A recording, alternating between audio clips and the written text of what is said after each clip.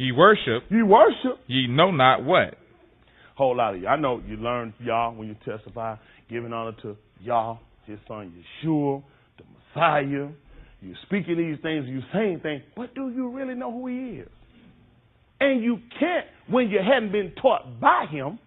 And the only way to be taught by him is to know his information, to identify, to say, I've been taught by him. He has instructors that he trained, that he certifies, that he gives the gift, that he licensed to speak his word on his behalf.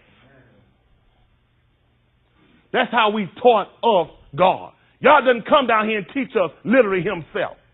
There's not a school you can go and enroll at and the Spirit laying down behind the desk. Our text for today.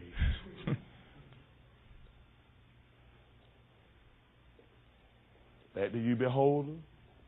Behold, you despise and wonder and perish. If I work in your day of work, you shall know why I believe. Though who? A man declared. So you be taught him, you got to be taught by a man. That's right. I don't know why we couldn't use a sister. There's a lot of sisters just as smart as any man and speak better, brogue and everything, more educated. But you know what happens? You'll get outside the prophets. You'll get outside the prophets, and then you can't obtain the Spirit. You'll lose an attraction. Because you start trying to muster up another way, like this woman did with something as simple as saying, I don't have a husband. Because I know if I told him I got a husband, then he going to say, go get him, and I got to stop what I'm doing, so save some time. I don't have one. People try to do other things, make other means. People try to go, that's why he tried to tell them, verily, verily, I am the door. If any man come up any other way, he's a thief and a robber. She couldn't obtain the Spirit through a lie. You can't obtain the Spirit through a shortcut. It's written in the prophet that they shall everybody got to be taught. Well, how long I got to sit there until you're taught? Amen. When am I going to possess it? When you're taught. That's right.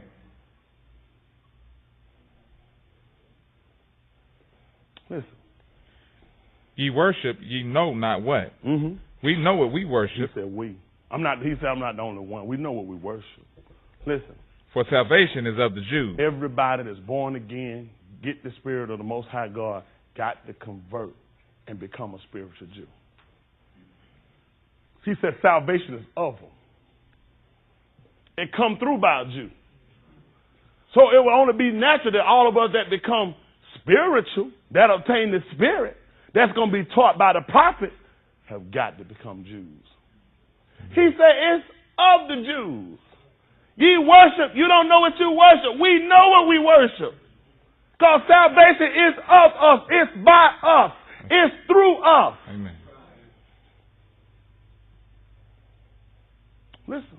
But the hour cometh. But the time is going to change. Listen. And now is. And now is. When the true worshipers shall worship the Father in spirit and in truth. Listen to this. Time going to change. There are people and had been people that had been worshiping by the letter. They had been worshiping by the letter, but they had no spirit. Let me show you something. People, see that 2 Chronicles chapter 25 and verse 1. Y'all all right? What are we trying to achieve? Total satisfaction.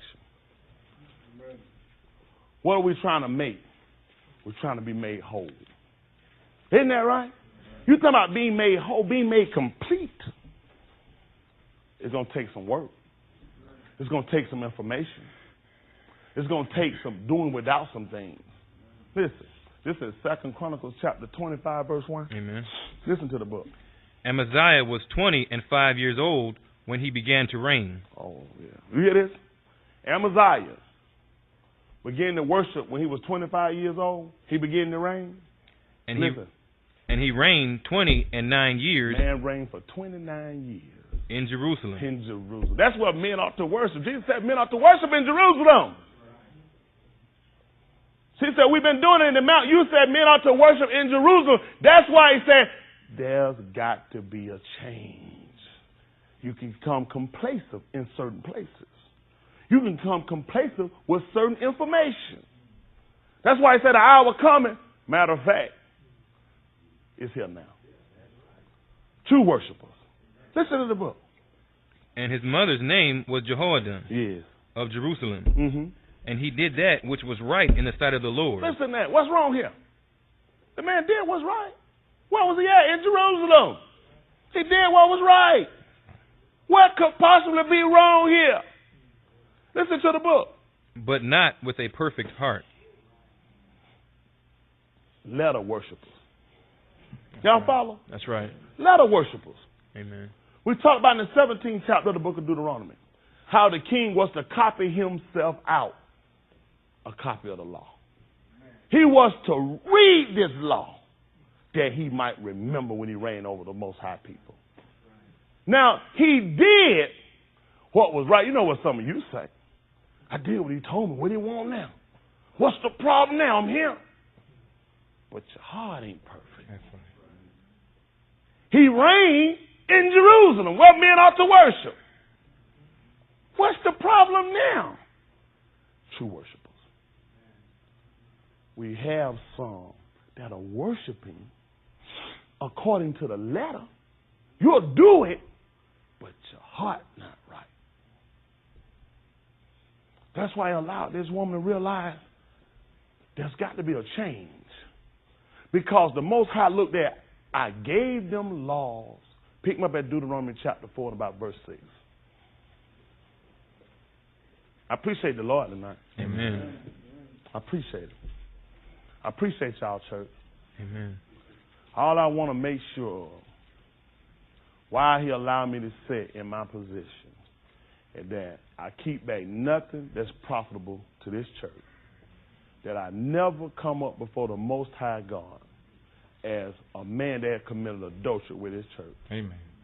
And I kept the people in the fear of Yah. If I'd done that, I've done my job. If I'd done nothing else, I declared unto you that you ought to be faithful. I never told anybody, member of this church, that just coming here is enough. That's right. Whatever you got to do, whatever you got to sacrifice, whatever you got to give up, that you can obtain that spirit, you ought to do it. Amen. There are some things that people, sometimes some of you probably looking at saying it's a job. It's a family member. It's this or it's that. A lot of times it's you. We'll hold on to things to use them for a crutch and make them the problem. They're not the problem.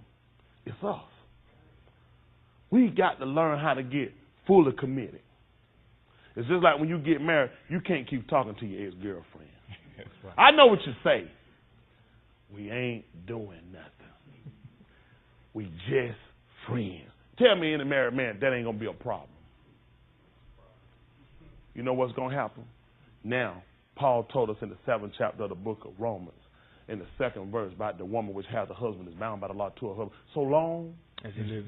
But if the husband be dead, she is loose from that law. That's right. So then, while her husband liveth, she be married to another man, she shall be called An adulteress. He said, but if the husband be dead, she is no more adulteress, though she be married. To another man. He said, now ye, brethren, have also become dead, that you should be married to another. That's right. We talked about when a person is dead, they are deceased. They are no longer a participant in life. Now he's saying your death to sin has allowed you to become engaged and married per thought to another. Isn't that right? Amen. So that you can't go back to the old man because it no longer lives. Because you saying you die and you've been buried with him by baptism, you married to another now. Amen. That old relationship has to move away. That old connection has to move away. Amen. You might not forget, but you can't go back. There was another illustration made with David. We talked about how when he had laid with Bathsheba.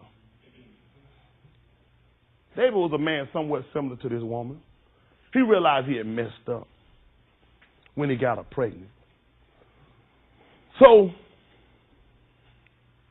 what seemed easier to David was, instead of go tell Uriah what I did with his wife while he was gone, because I seen her when she was bathing, I think it'll be easier to kill him. So what David did, he took a letter